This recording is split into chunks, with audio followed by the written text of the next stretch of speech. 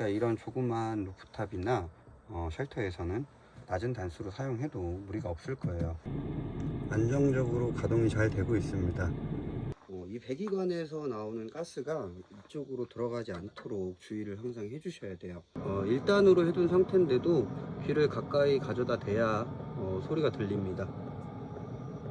온풍구 쪽에서는 지금 123도 정도 나오고 있습니다.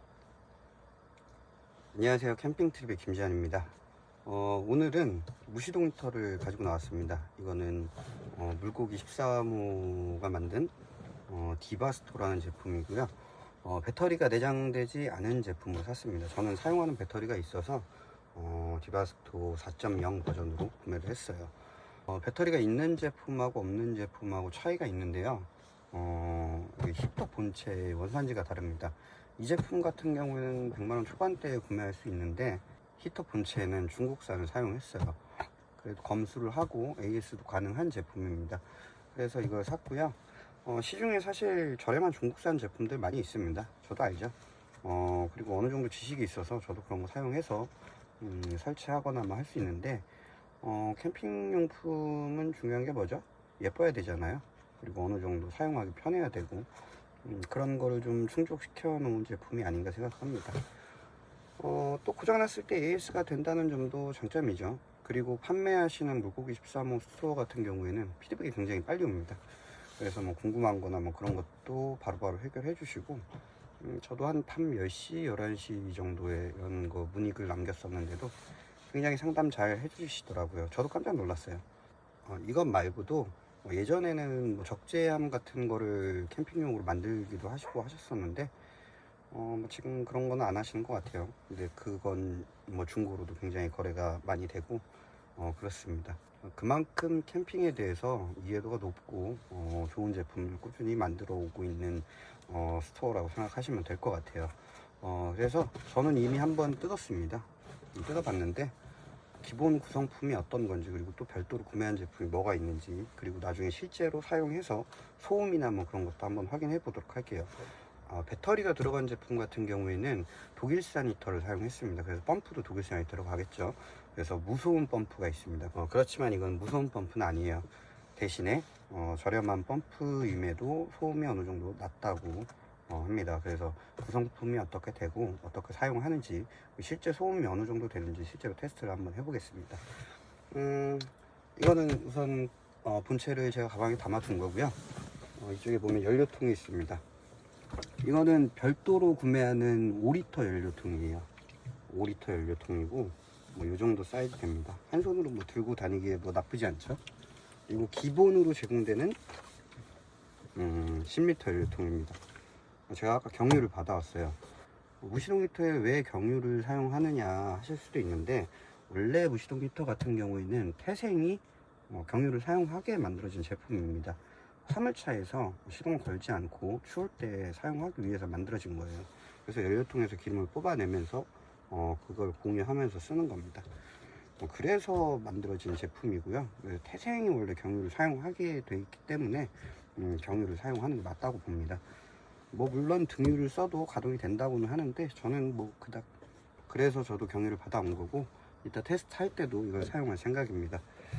기본적으로는 이런 그 퀵 커플러가 달려 있어요. 그래서 지금 기름이 있는 상태인데 이렇게 뒤집어 들어도 기름이 새지 않습니다. 호스를 꽂았을 때만 기름이 나오는 그런 형태예요. 그런데 안타까운 사실이 에어가 들어가는 구멍이 없습니다. 에어가 들어가는 구멍이 없으면 이쪽에서 펌핑을 할 때 여기가 꽉 막혀 있으면 저항이 생겨서 펌핑이 제대로 안 돼요. 그래서 이거를 살짝 열어놓은 상태로 사용하게 됩니다. 살짝 열어놓은 상태로 사용하면 공기가 좀 들어가겠죠, 이쪽에서 빨아들일 때. 그래서 그런 식으로 사용하시는 거고, 저 같은 경우에는 나중에 여기에다가 구멍을 하나 더 뚫어서 그 에어밸브를 만들 생각이기도 한데, 에어밸브 만들 때도 중요한 게 비나 물이 들어가지 않도록 아래쪽으로 향해 줘야 된다는 게 중요한 점인 것 같습니다.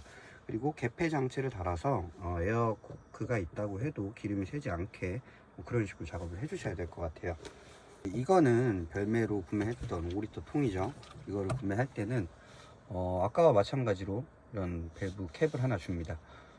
뚜껑을 교체해서 사용할 수 있어요. 뚜껑을 제거한 다음에 이걸 빼면 이렇게 됩니다. 그러면 안쪽에다 이걸 연결하고 이거를 빼고 이렇게 꽂아서 연결해서 쓰는 거예요. 그러면 저 통처럼 마찬가지로 쓸 수 있습니다. 조금 다른 점이 있는데 이거 같은 경우에는 에어가 들어가는 구멍이 하나 더 뚫려 있습니다. 이게 뚫려 있으면은 연결한 상태로 마개를 꽉 닫아놔도 에어가 들어가겠죠. 그래서 펌프가 펌핑 하는데 지장이 없을 겁니다. 대신에 이동 중에 기름이 가득 차 있으면 기름이 셀 수 있어요. 냄새도 나고요. 그래서 조심해야 됩니다. 저 같은 경우에는 이것도 별도의 에어밸브로 달 생각이라 뭐 그렇게 사용할까 싶어요. 근데 뭐 그냥 써도 뭐 상관은 없을 것 같긴 해요. 그런 식으로 사용하시면 되고요. 그러면 히터 본체를 한번 뜯어 보겠습니다. 저는 일단 기본 구성품만 넣어 놨어요. 먼저 보자면 가방이 굉장히 좀 튼튼해 보입니다. 손잡이가 위쪽에도 달렸고 옆쪽에도 달렸습니다. 그래서 이렇게 들 수도 있고 이렇게 들 수도 있어요. 가방 자체도 굉장히 좀 튼튼한 것처럼 보이고요. 봉제선이나 마감도 굉장히 깨끗한 것 같습니다. 지퍼도 좀 큰 게 달려 있어서 잘 망가질 것 같지 않아요. 우선 사이즈를 보면 가로폭이 대략 한 60 정도 됩니다. 60cm. 그리고 이쪽으로 26에서 한 27cm 정도 나와요.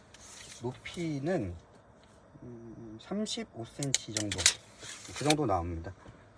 열어볼게요.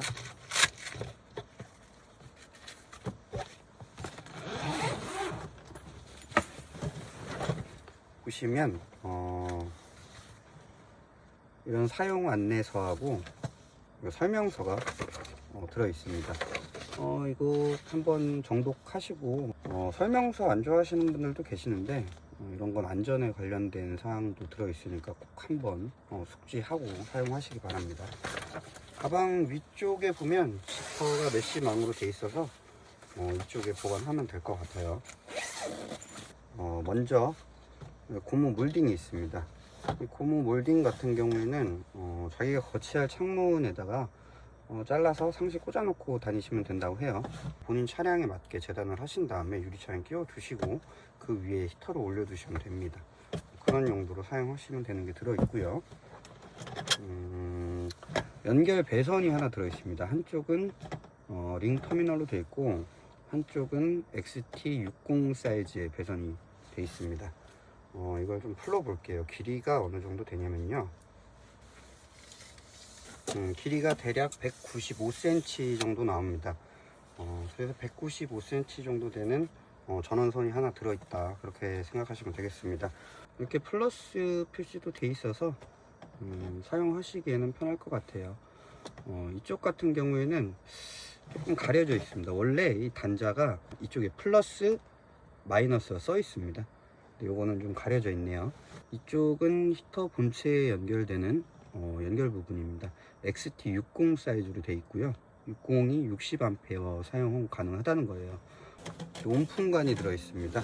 온풍관 안에 배기관도 같이 들어 있어요. 이거는 조금 잘 휘는 뭐 그런 재질입니다. 원래 온풍관, 중국산 온풍관이 꺾기가 굉장히 좀 난해하거든요. 힘이 많이 들어가고. 근데 이거는 조금 유연한 걸로 들어 있어요. 그래서 손쉽게 구부려서 사용할 수 있다, 알고 계시면 될 것 같습니다. 끝에 보시면 이렇게 조금 잘려 있는데 배기관에 연결할 때 배기관 사이즈 때문에 연결이 잘 안 되는 것 같더라고요. 그래서 이렇게 절개를 해두는 모습을 볼 수 있습니다. 요거 이대로 끼니까 잘 들어갔어요. 그런데 이게 조금 금속을 절단한 절단면이라서 조금 날카로운 부분도 있으니까 조금 조심하셔야 될 것 같아요. 반대쪽은 이렇게 엔드캡이 있습니다. 그래서 여기는 조금 덜 위험하긴 한데 안쪽은 마찬가지로 금속을 절단해서 캡을 씌운 거니까 이건 조금 조심하셔야 될 것 같아요. 이것도 원래 이렇게 빠지는 게 아니라 이렇게 보시면은 스팟을 이렇게 지져 놓은 자국이 있습니다. 이렇게 스팟을 지져 놓은 자국이 있어서 원래는 붙어 있는 건데 제가 실리콘 배관을 끼워서 이렇게 흔들다 보니까 이렇게 떨어졌어요. 그래서 이거는 내열 실리콘 같은 걸로 다시 붙이도록 해야 될 것 같습니다. 그 온풍관 같은 경우에는 1m 정도가 들어있네요. 이게 꽤 많이 늘어나는 걸로 알고 있는데 1m 정도가 들어있습니다. 이것도 금속으로 된 거긴 한데 안쪽에 후처리 돼 있는 것도 있고 절단면이 괜찮아서 이거는 크게 손을 다칠 것 같지는 않아요. 근데 반대쪽 같은 경우에는 이런 브라켓이 달려 있습니다. 이게 온풍관을 사용할 때 쓰는 브라켓인데 요런 거는 마감이 조금 날카로운 부분이 있을 수도 있으니까 이거는 좀 조심하시길 바래요.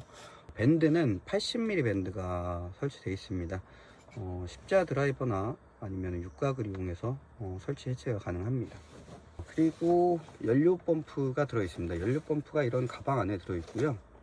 한쪽은 전기랑 같이, 한쪽은 호스만 있죠. 이쪽이 히터 본체로 가는 쪽이고 이쪽이 연료통으로 가는 쪽입니다. 열어볼게요. 우선 이런 식으로 되어 있습니다. 길이를 한번 또 재보도록 할게요. 전선을 기준으로 길이를 한번 재보겠습니다. 대략 전선 기준으로 180cm 정도가 나와요. 그래서 본체랑 거리를 한 180cm 정도 유지할 수 있다, 뭐 이렇게 이해하시면 될 것 같아요. 반대쪽은 좀 많이 짧습니다. 이 정도면 한 30cm, 뭐 40cm 뭐 그 정도 될 것 같네요.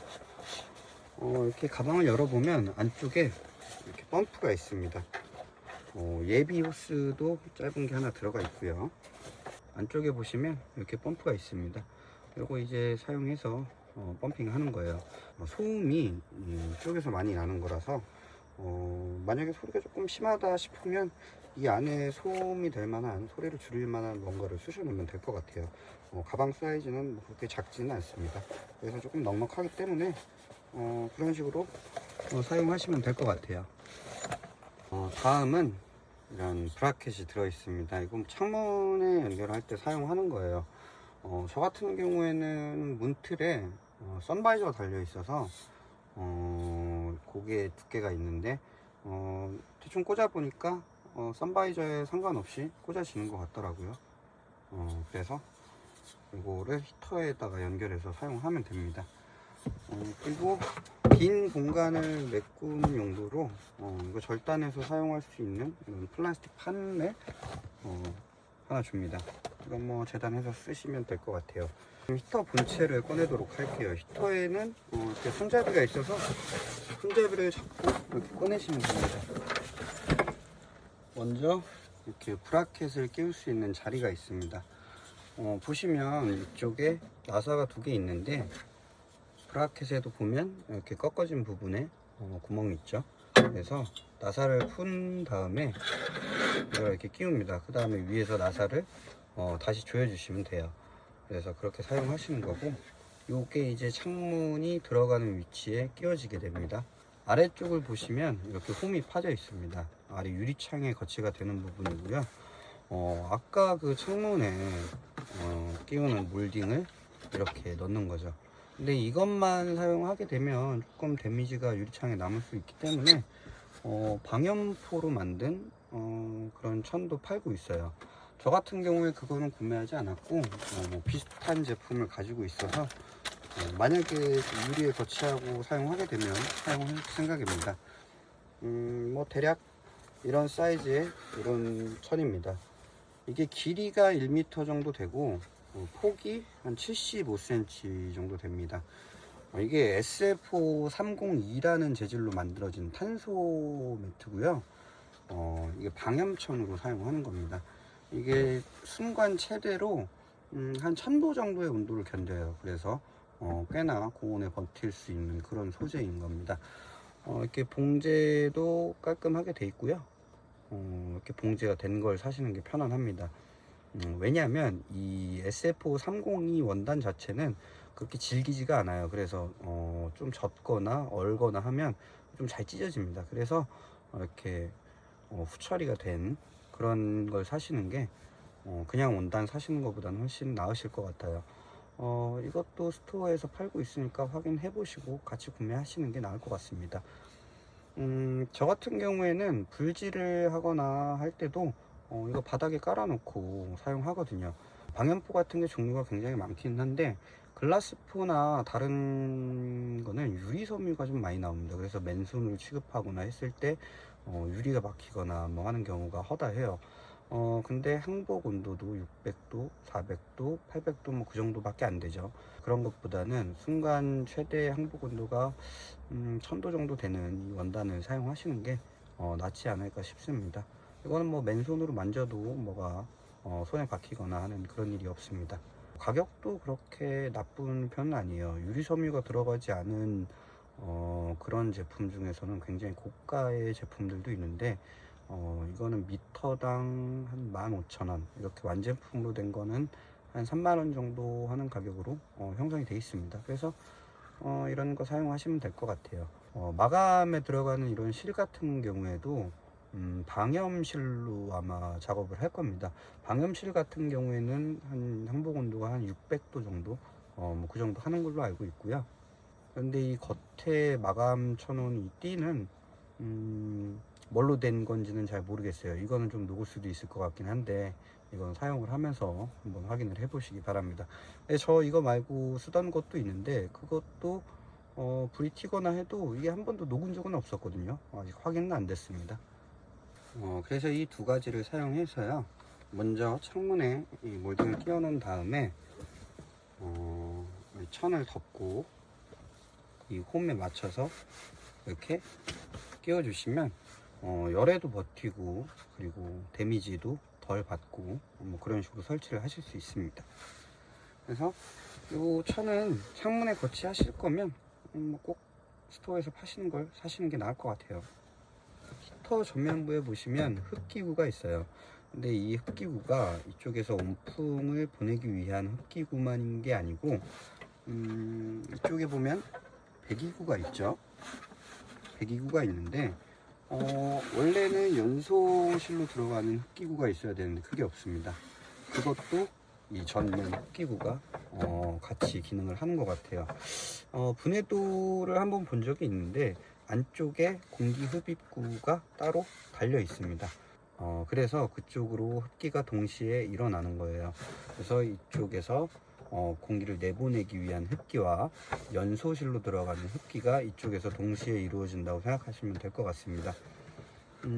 보시면 이 필터는 자동차 필터가 두 개가 들어가 있더라고요. 뜯어보니까 티볼리 필터가 들어있더라고요. 그래서 나중에 교체하실 때는 티볼리 필터를 사시면 될 것 같습니다. 이쪽에 있는 나사 두 개를 먼저 풀어 볼게요. 손으로 풀 수 있는 정도로 잠겨 있기는 했습니다. 근데 조금 단단하게 잠겨 있어서 저도 손으로 풀긴 했는데 조금 힘이 들어가긴 했어요. 안 되시면 뭐 벤치나 뭐 그런 걸로 하셔도 됩니다. 그래서 이거 나사를 먼저 두 개를 빼 주시면 옆쪽에 이렇게 빠지게 됩니다. 빼시고 이렇게 빼시면 필터가 한 개, 여기 티볼리라고 써 있습니다.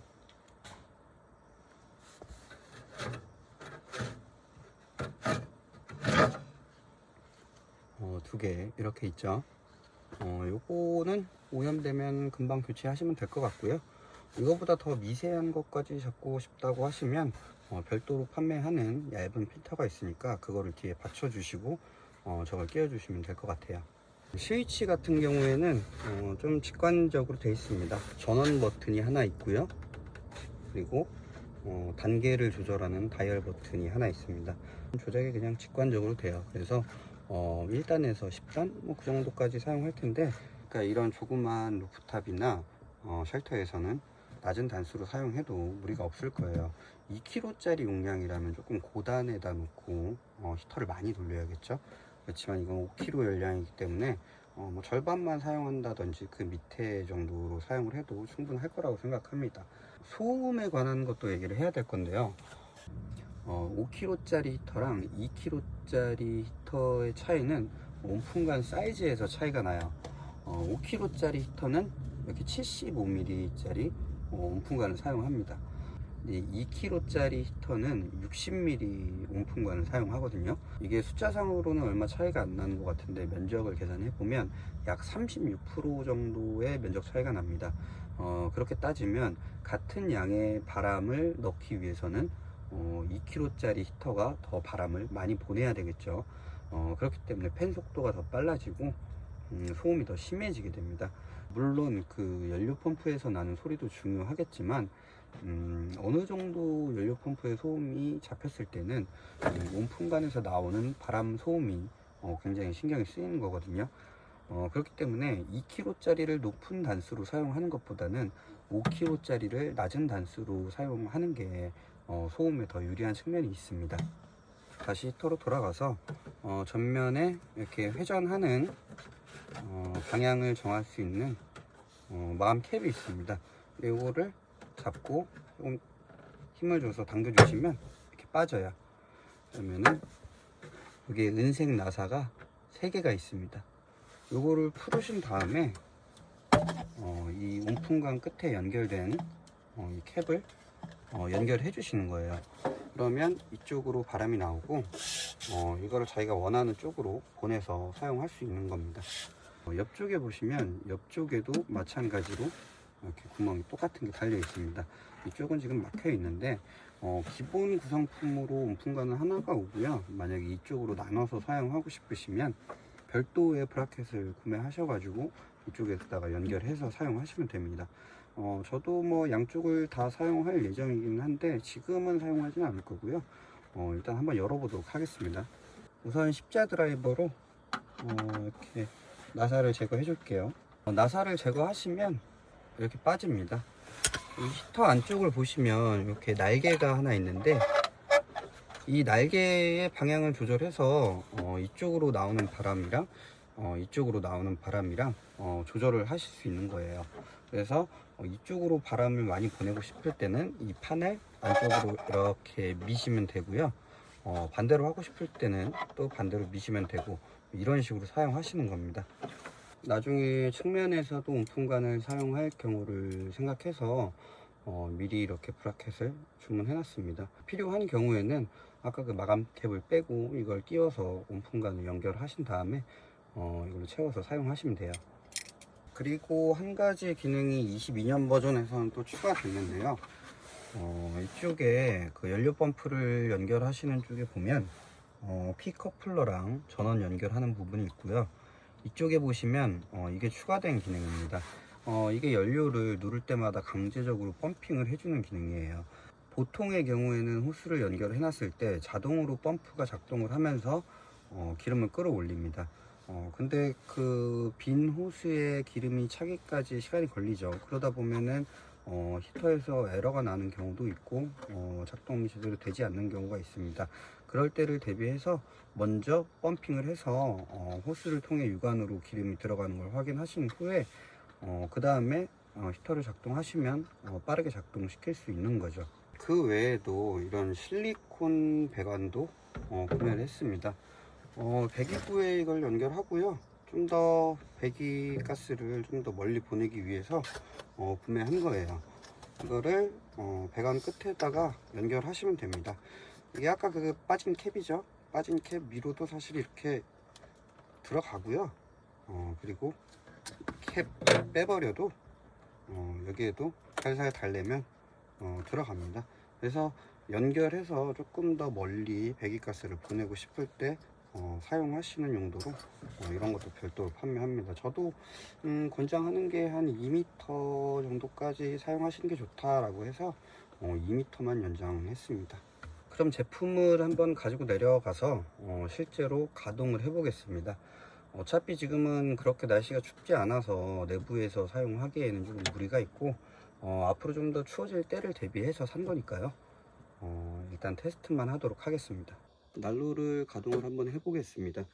우선은 전기를 먼저 연결하지 않고요. 난로를 적당하게 세팅하신 다음에 반대쪽에다가 이쪽에다가 배기관을 꼽습니다.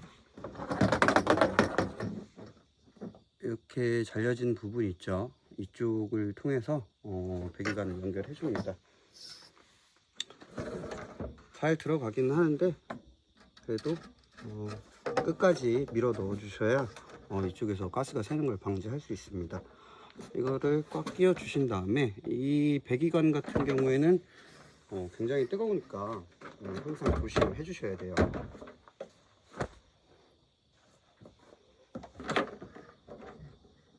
배기관을 먼저 연결했고요. 배기관은 뒤쪽으로 빠졌습니다. 이 배기관에서 나오는 가스가 이쪽으로 들어가지 않도록 주의를 항상 해주셔야 돼요. 그래야 이쪽으로 가스가 들어오지 않습니다. 이번에는 연료통에다 연료 호스를 연결하겠습니다. 이게 연료 펌프 뭉치죠. 이거를 이렇게 빼줍니다. 이 전선이랑 같이 있는 쪽이 그 본체로 가는 거기 때문에 이쪽을 본체 쪽으로 해주시면 돼요. 그리고 혼자 있는 거를 이쪽에다 연결해 주시면 됩니다. 보시면은 이렇게 마개가 하나 채워져 있는데 이 마개를 제거하신 다음에 끼워 주시면 그냥 바로 체결이 됩니다.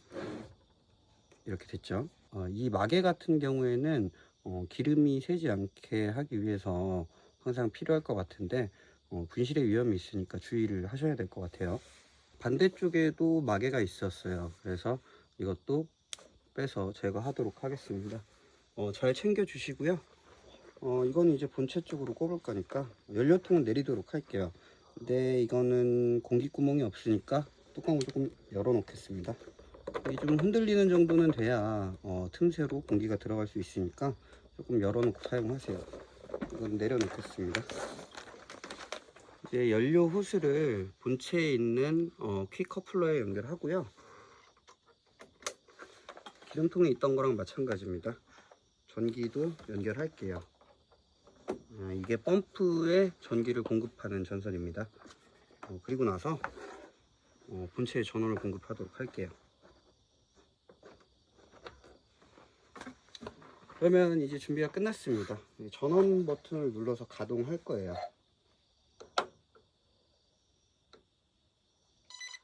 길게 눌러주시면 작동이 됩니다.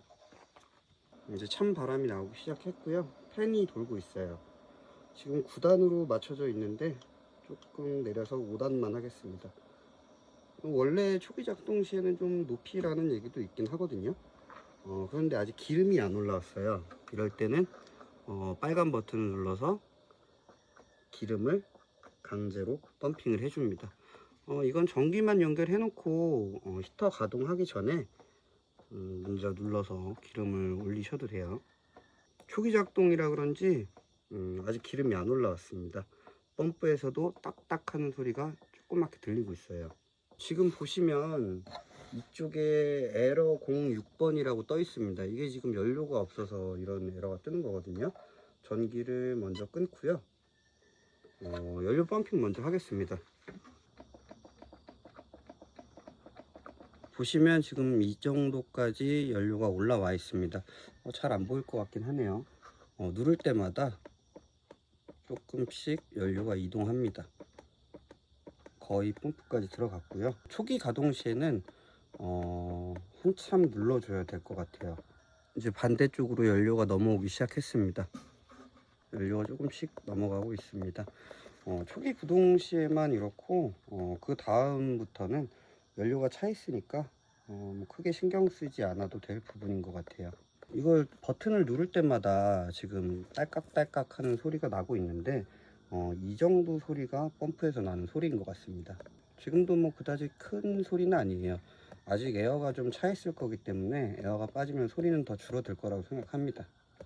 시작하면 먼저 9단으로 작동을 하고요. 우선은 열이 오를 때까지는 놔두도록 하겠습니다. 또 에러가 떴습니다. 에러가 기름 부족으로 한 3번 정도 떴고요. 아까는 연료 펌핑을 안 했는데 이제 연료 펌핑을 하기 시작했습니다.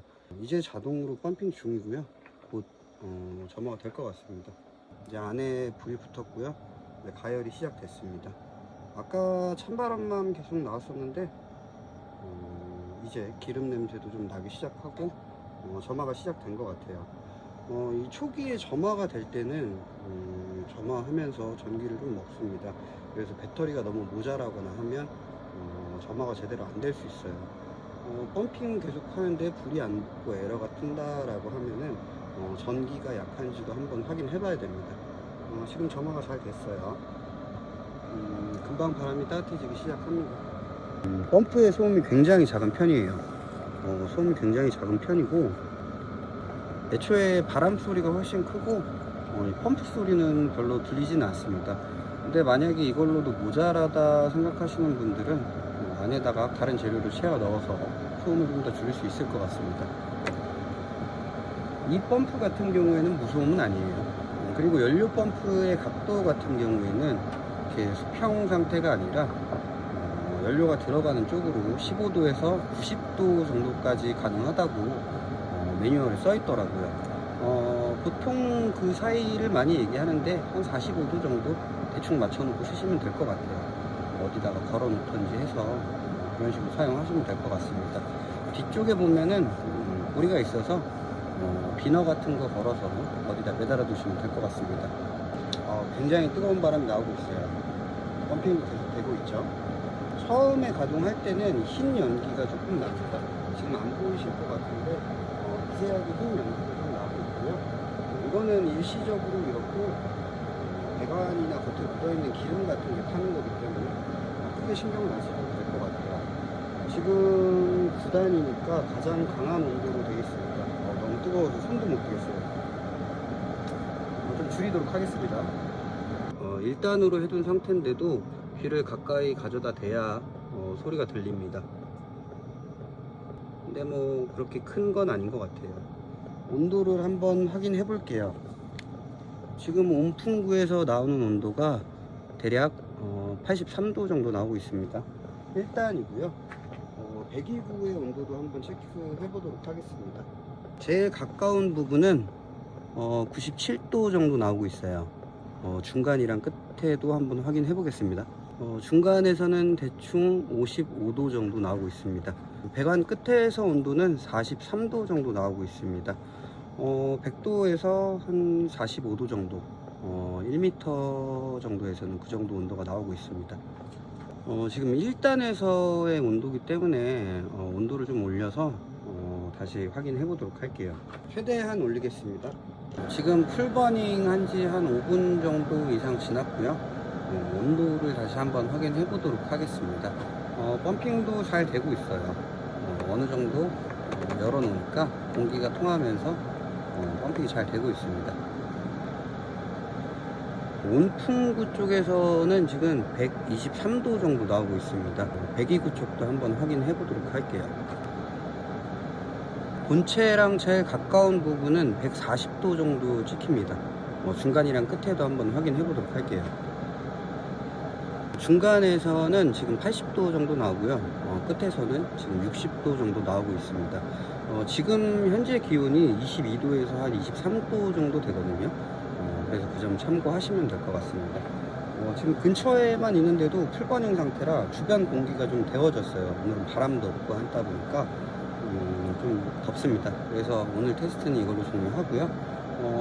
성능 자체는 만족스럽습니다. 펌프의 소음도 그렇게 뭐 거슬릴 정도가 아니었어요. 이 정도 소음이 나는 거는 거의 근처에 아주 가까이 있지 않으면 모를 것 같습니다. 모자라면 안에다 좀 뭘 채워 넣으면 되니까요. 그래서 이 정도면 사용하는데 전혀 지장이 없을 것 같습니다. 1단으로 돌려놓고 이렇게 가까이 있으면 소리가 딱딱딱딱 하는 조금 묵직한 소리가 나긴 나거든요. 근데 이 정도는 뭐 충분히 극복할 수 있을 것 같고 주변에 그렇게 폐를 끼치는 정도도 아닌 것 같습니다. 오히려 이 바람 소리가 더 커서 바람 소리가 더 시끄러운 것 같아요. 지금 1단으로 가동하고 있는 중인데 64도 정도, 본체 온도가 이쪽에 한 64도 정도 나오고 있습니다. 잠깐 되는 건 괜찮은데 뜨거워요. 그러니까 이것도 좀 주의하셔야 될 것 같아요. 만약에 이동을 하셔야 될 때는 배기구를 조심해서 손잡이를 이용해서 이동하시면 될 것 같습니다. 앞쪽은 그렇게 뜨겁지 않고요. 이 뒤쪽으로 굉장히 뜨겁습니다. 전원을 길게 누르면 꺼집니다. 조금 기다리시면 팬이 돌아가는 것도 멈출 거예요. 오프 버튼이 계속 깜빡이고 있고요. 지금 한 전원을 끄고 나서 2분 정도 된 것 같은데 아직도 팬이 돌고 있습니다. 이게 날씨가 춥지 않다 보니까 이게 지금 내부를 식히는 시간이 조금 걸리는 것 같아요. 바로 전원 빼지 마시고 정상적으로 종료되도록 하시는 게 좋을 것 같습니다. 지금 돌아가던 팬 소리가 완전히 정지됐고요. 이제 정상적으로 종료가 된 걸로 보입니다. 아마 날씨가 따뜻해서 그렇고 날씨가 추우면 냉각도 빨리 될 거라 팬도 더 빨리 멈출 겁니다. 먼저 본체 전원을 분리하겠습니다. 그리고 펌프 전원도 분리하겠습니다. 다음에 연료를 분리하고요. 아까 막혀져 있던 캡을 다시 씌우도록 하겠습니다. 지금 여기 연료가 차 있기 때문에 이동 중에 새거나 보관 중에 새면 안 되겠죠. 그렇다고 이 연료를 빼자니 또 펌핑을 해야 되는 불편함이 생깁니다. 그렇기 때문에 연료가 차 있는 상태로 이렇게 정리하겠습니다. 연료통에 있는 커플러도 이렇게 눌러서 분리하겠습니다. 마개를 똑같이 막아 둘게요. 그래서 이 마개가 중요한 것 같아요. 이 마개 분실을 하시면 안 될 것 같네요. 좀 여분으로 주시면 좋을 것 같은데, 그렇죠? 이제 망가지지 않게 잘 말아서 처음처럼 보관하겠습니다. 차에 매립을 하면 좀 더 편하게 사용할 수 있긴 한데요. 이렇게 이동식으로 사용하면 텐트를 바꿔가면서 사용할 수도 있고 편리한 점도 있습니다. 뭐든 장단점이 있죠. 저는 그래서 매립하지 않고 이렇게 가지고 다니는 걸로 선택했습니다. 아까 말씀드린 것처럼 지금 공기가 지나가고 버너가 있는 이 뒤쪽 라인은 뜨거운 상태입니다. 조금 식을 때까지 기다리셨다가 가방에 넣으셔야 될 것 같고요. 이쪽 부분은 배기구가 지나가는 자리이기 때문에 이쪽도 온도가 높습니다. 이것도 조심하셔야 될 것 같고 좀 식은 다음에 가방에 넣으셔야 가방이 망가지지 않을 것 같습니다. 제가 오늘 아침에 영상을 올렸는데 물고기 13호 스토어 사장님께서 연락이 댓글로 오셨어요. 그래서 다음에는 설치하는 영상도 있었으면 좋겠다라고 하시더라고요. 근데 영상에 뭐 수정해야 될 부분도 있고 해서 지금 촬영을 합니다. 브라켓 설치 방법을 설명을 잘못 드려서 다시 설명드리겠습니다. 이쪽 뒤쪽 나사는 짧아서 브라켓을 연결하면 설치가 되지 않아요. 그래서 이 아이볼트를 풀어서 설치를 해야 됩니다.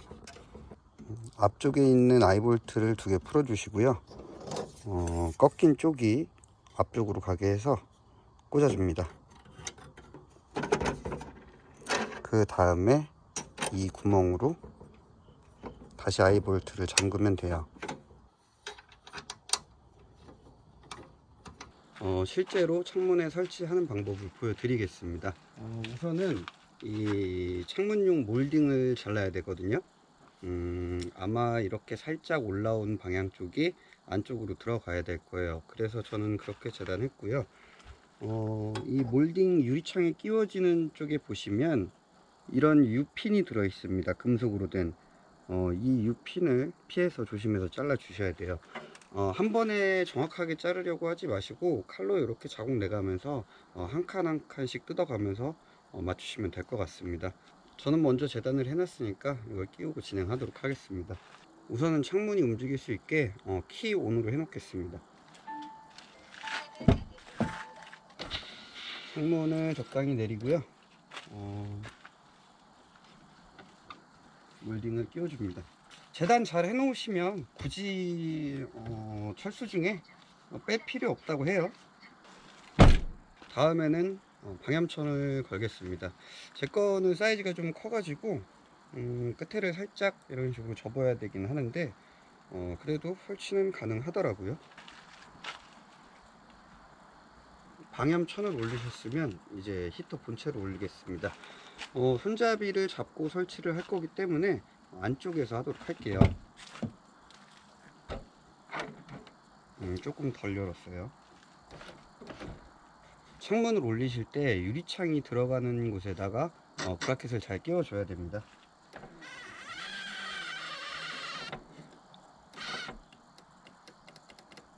이렇게 고정이 됐어요. 배기구를 설치해 주겠습니다. 형태를 보시면 지금은 자연스럽게 밑으로 떨어지는 형태로 설치를 했어요. 조금 짧은 거 쓰셔도 상관없습니다. 이렇게 해놓은 이유는 연소 과정에서 물이 생길 수 있는데 만약에 배기관이 올라가 있으면 이런 쪽에 물이 고이면서 얼어버릴 수가 있습니다. 그러니까 이건 이렇게 내려주셔야 돼요. 그래서 어디 물이 고이는 장소가 없게끔 설치를 해 주셔야 됩니다. 다음으로 연료통을 적당한 곳에다 내려놓고요. 연료 호스를 연결해 주겠습니다.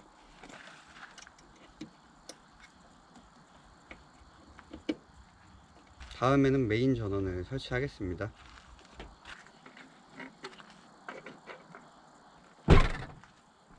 이제 설치는 완료가 됐습니다.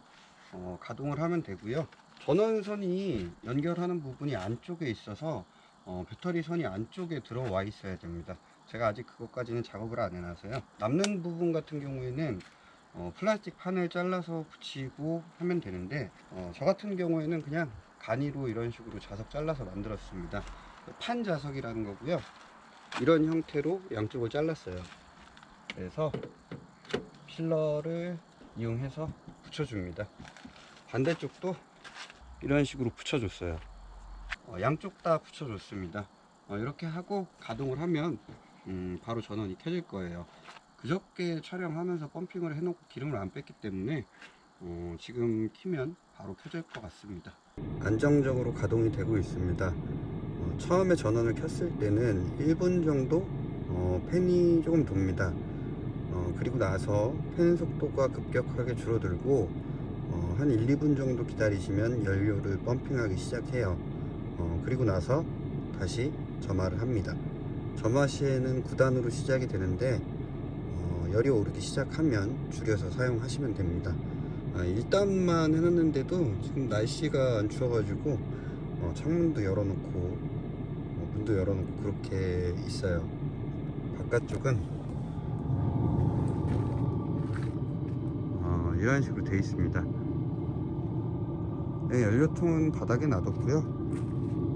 연료 펌프를 그냥 위에다가 줄로 매달아 놨습니다. 연료 펌프 같은 경우에는 공중부양 해 놓는 게 소리가 제일 적게 나거든요.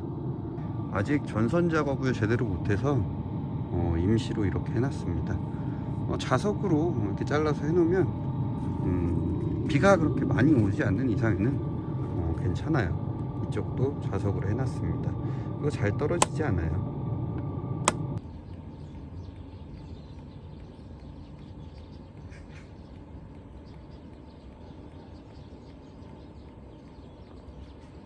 히터가 가열된 이후에는 정상적으로 연소가 됩니다.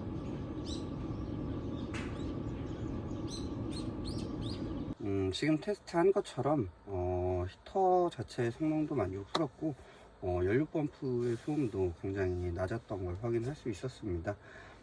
항상 배기구에서 나오는 가스가 흡입구로 들어가지 않게 주의하셔야 되고요. 화상에 항상 주의하셔야 됩니다. 그런 것만 주의하시면 특별히 문제될 거 없고 연료를 직접 태워서 그 공기로 난방을 하지 않다 보니까 가스 발생이 직접적으로 내 몸에 와닿지 않아요. 그래서 가장 안전한 히터가 무시동 히터입니다. 초기에 연료 펌프랑 라인에 기름을 채우기 위해서 펌핑 버튼을 좀 누르는 귀찮음만 빼면 굉장히 편안하고 만족스러운 제품입니다. 그게 아니면 뭐 주사기를 사용하거나 아니면 뭐 엎어놓은 상태로 통을 눌러서 기름을 강제적으로 배출하거나 뭐 이런 식으로 해야 되는데 그런 귀찮음이 좀 덜 합니다. 버튼만 계속 눌러주면 되니까요. 중국산 히터를 사용했지만 그 케이스나 구조 같은 거 그리고 완성도 측면에서 그 정도의 값어치는 하는 제품이 아닌가 하고 생각해 봅니다. 추후에 지속적인 AS를 받을 수 있기 때문에 그런 거 고려하시면 제품 선택하시는데 조금 고민이 덜어지지 않을까 생각합니다. 저도 뭐 그런 고민 끝에 결국에는 구매한 거고요.